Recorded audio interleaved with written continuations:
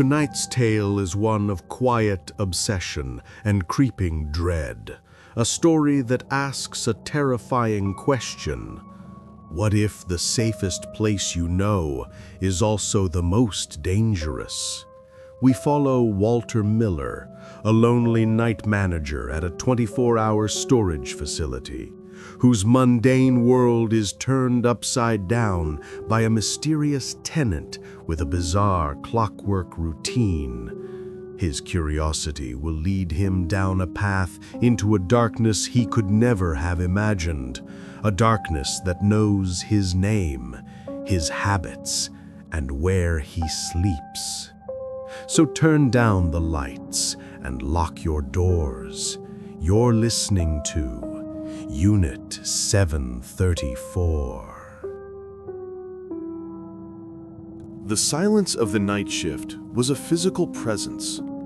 It was a heavy, weighted blanket that Walter Miller had, over 6 years, learned to wear. From 10 p.m. to 6 a.m., he was the sole monarch of Secure Space Storage, a sprawling kingdom of corrugated metal and concrete. His throne was a worn-out swivel chair behind a Formica counter. His castle, a small glass-fronted office that smelled perpetually of stale coffee and industrial carpet cleaner. His subjects were the forgotten possessions of 1,000 lives, boxed and entombed in endless, identical hallways under the sterile hum of fluorescent lights. Walter knew the facility better than he knew his own cramped apartment. He knew which of the roll-up doors, when raised, would shriek like a banshee, and which would groan like a dying man. He was the warden of this quiet, inanimate prison, and the silence was his constant companion. Until the man in the gray sedan appeared. The first time, Walter had barely registered him. A new rental, Unit 734. The paperwork, filled out online, was sparse: a name, Raymond Croft, and a credit card number. The first payment went through without issue. The man had arrived around 3:30 a.m., a strange time for moving, but not unheard of. People had their reasons: divorces, sudden evictions, lives that operated on nocturnal schedules. Walter had buzzed him through the main gate, watched the grainy monitor as the sedan crept through the facility, and thought nothing more of it. The second time was a week later. The same gray sedan, pulling up to the gate at the exact same time. Walter checked the log. 3:33 a.m. He punched the gate code and watched the car's headlights cut a swath through the gloom, heading for the same distant F block. Strange, but still within the realm of the explainable. It was the third time, another week later to the day, that the first real prickle of unease surfaced. The timestamp on the gate's access log blinked in stark green numbers: 3:33:00. Not 3:32, not 3:34. It was perfect. Walter leaned forward, his focus narrowing on the security monitor. The sedan parked, a figure emerged, tall, thin, indistinct in the low-resolution feed. The man moved with a stiff, deliberate gait toward Unit 734. He slid a key into the padlock, the heavy cylinder lock clicking open. The metal door rumbled up, revealing a black square of nothingness. The man stepped inside, pulling a small cord that activated the unit's single bare bulb. A minute passed, then another. At precisely 3:36, the light went out, the door rolled down with a deafening clang in the silent yard, the lock clicked shut, and the man returned to his car. He drove away without a backward glance. From that night on, it became a ritual, not just for Raymond Croft, but for Walter too. Every single night, 7 days a week, the gray sedan would arrive at 3:33 a.m. The routine never varied by a single second. The gate, the drive, the lock, the 3-minute visit, the departure. It was a piece of clockwork inserted into the otherwise unpredictable flow of the night. Walter's curiosity festered into a low-grade obsession. Who was this man? What could possibly be so important that it required a 3-minute visit to a storage unit in the middle of the night, every night? He tried to get a better look, zooming in on the security feed until the image dissolved into a pixelated mess. He could never make out a face, just a silhouette in a dark coat regardless of the season. He started building narratives in his head. Was he a spy, exchanging dead drops? A dealer, stashing contraband? Maybe something more mundane, a baker or a shift worker who just used the unit as a changing room. But none of it fit the sheer, unnerving precision of the act. It felt less like a task and more like a ceremony. The silence of the facility was no longer a comfort. It was now a stage. And every night at 3:33 a.m., Walter watched the same unsettling one-act play. The months bled into one another.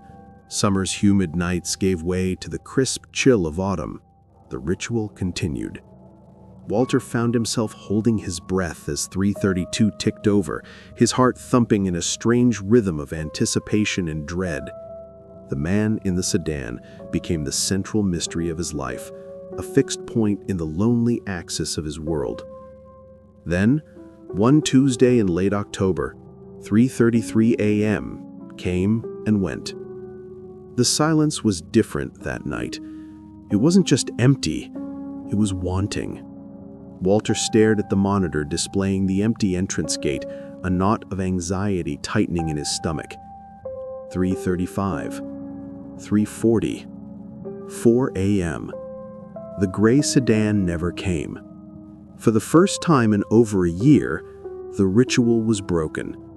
Walter felt a bizarre sense of loss, immediately followed by a wave of suspicion. This wasn't a random absence. It felt like a dropped stitch in a pattern, a silent alarm. He checked the system. Raymond Croft's payment for the month was 5 days overdue. An email notification had been sent, then another. Both remained unanswered. Company policy was clear. After a 15-day grace period, a certified letter would be sent. After 30 days, the unit was declared delinquent, the lock would be cut, and the contents would be inventoried for auction. The 15 days passed in excruciating silence. No gray sedan, no late payment. Walter found himself pacing the office, his gaze constantly drifting to the dark monitor. He felt like a detective whose only lead had vanished into thin air. He sent the certified letter himself, his hand slick with sweat as he dropped it into the outgoing mail bin. Another 2 weeks. The letter came back, stamped "Return to Sender," no such address. Now he had the legal right. More than that, it was his duty. His manager, a portly man named Frank who only worked days, would expect the inventory sheet on his desk by morning. On the 31st day, just after 2 a.m., Walter made his decision. The gnawing curiosity had completely devoured his fear. He needed to know. He grabbed the company's bolt cutters from the supply closet, the heavy steel cool and final in his hands. The walk to F Block was the longest of his life. The familiar corridors felt alien, hostile. The hum of the lights seemed to mock him, and his footsteps echoed with accusatory loudness. Each identical blue door he passed seemed to hold its breath. F Block was in the far corner of the facility, the oldest section. The air here was colder, stagnant. He arrived at Unit 734. It was indistinguishable from the dozens around it, just a slab of corrugated metal and a heavy-duty padlock. It was the same brand of lock he'd watched Raymond Croft open and close 100 times on the screen. It looked sinister now, a silent metal mouth guarding an unknowable secret. He positioned the jaws of the bolt cutters around the shackle. He hesitated, his heart hammering against his ribs. This felt like a violation, like opening a tomb. He squeezed. The metal groaned in protest, and then with a deafening snap that echoed down the concrete hall, the lock sprang open. It fell to the ground with a clatter, the sound skittering away into the oppressive silence. His hand trembled as he reached for the door's handle. He braced himself, expecting anything: the smell of decay, a trove of stolen goods, a meth lab. He pulled, and the heavy door began its slow, groaning ascent. It rumbled upwards, the sound filling the corridor, revealing first the dusty concrete floor, then a darkness that seemed absolute. He fumbled for the light switch just inside the doorframe and flicked it on. A single naked bulb flickered to life, casting a pale, sickly yellow light over the contents. Walter froze. His mind simply refused to process what his eyes were seeing. This was not a storage unit. There were no boxes, no furniture draped in plastic sheets, no forgotten relics. It was a room, an apartment. His apartment. The breath hitched in his throat, a ragged, painful gasp. It was an exact, molecule-for-molecule replica of his apartment. To his left stood his own worn faux leather armchair, the one with the small tear in the right armrest where he'd snagged it with the screwdriver. Against the back wall was his cheap particle board television stand, holding a television of the same model and make. On it, a small stack of DVDs. He knew without looking that the top one would be The Thing. His gaze swept across the space, his mind reeling in violent disbelief. The cheap, faded print of a seascape he owned since college hung on the wall, tilted at the same, slightly askew angle.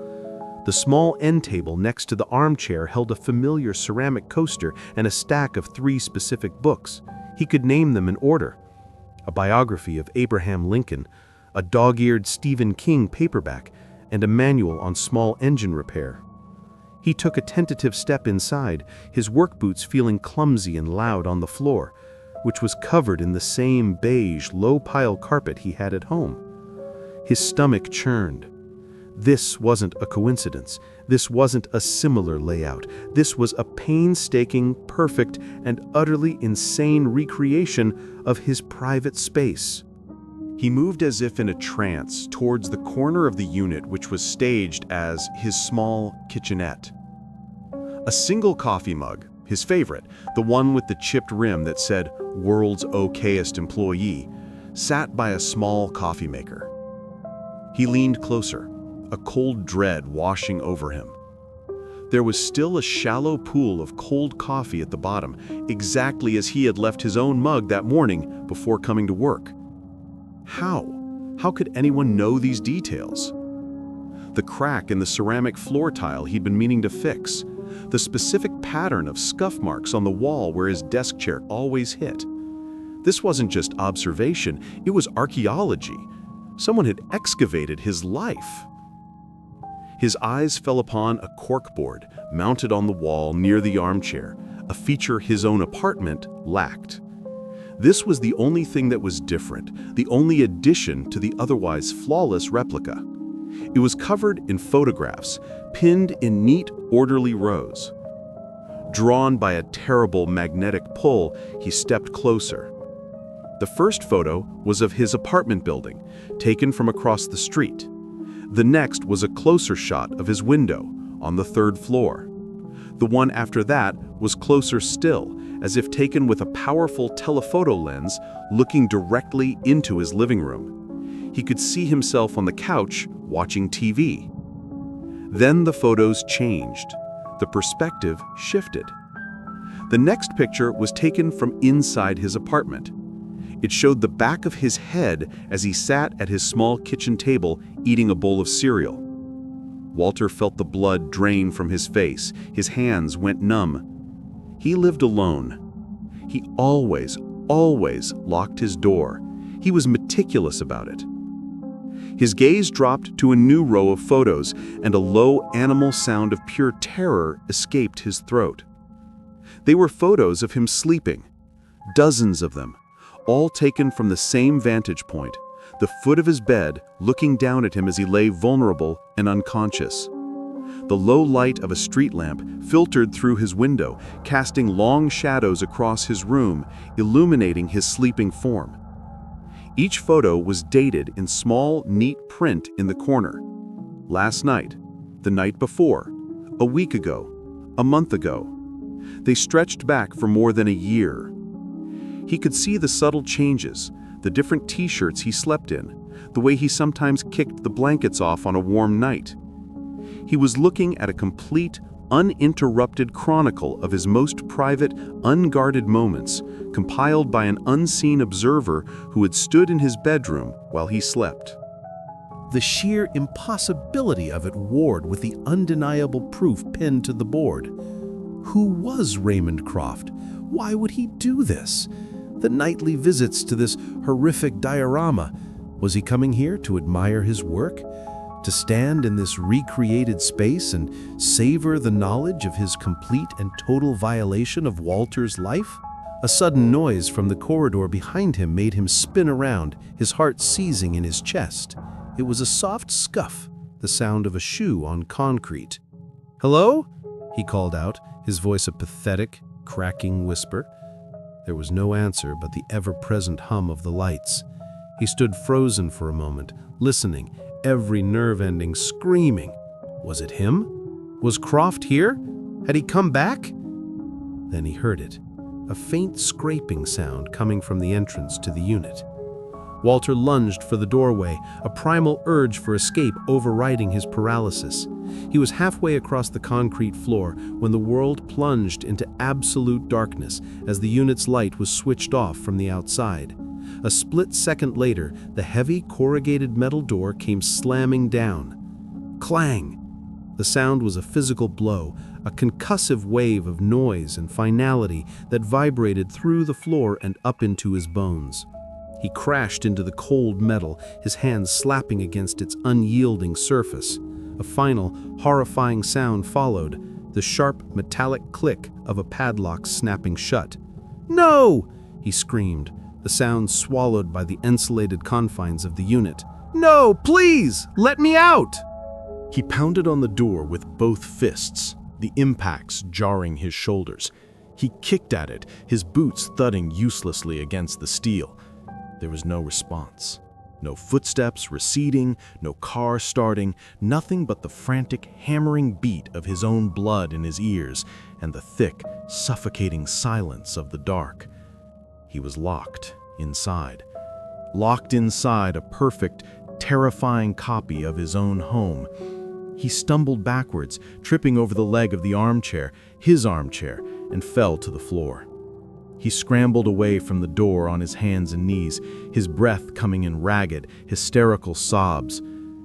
The darkness was total, a velvet black void that pressed in on him from all sides, but it wasn't empty. He could see it all perfectly in his mind's eye. The television, the books, the chipped coffee mug, and the corkboard. The photographs of him sleeping, watching him now from the wall in the crushing dark. He was home, and he was trapped. The warden was now a prisoner, entombed in a mausoleum built from his own life. And somewhere, out there in the silent, humming corridors of secure space storage, a shadow was watching. And there he stays, a prisoner in his own life, a ghost in a machine built just for him. The silence of the night shift has a new meaning now, doesn't it? Thank you for tuning in to our little corner of the dark. If this story chilled you to the bone, don't forget to like and subscribe for more tales of terror. Until next time, sleep well, if you can.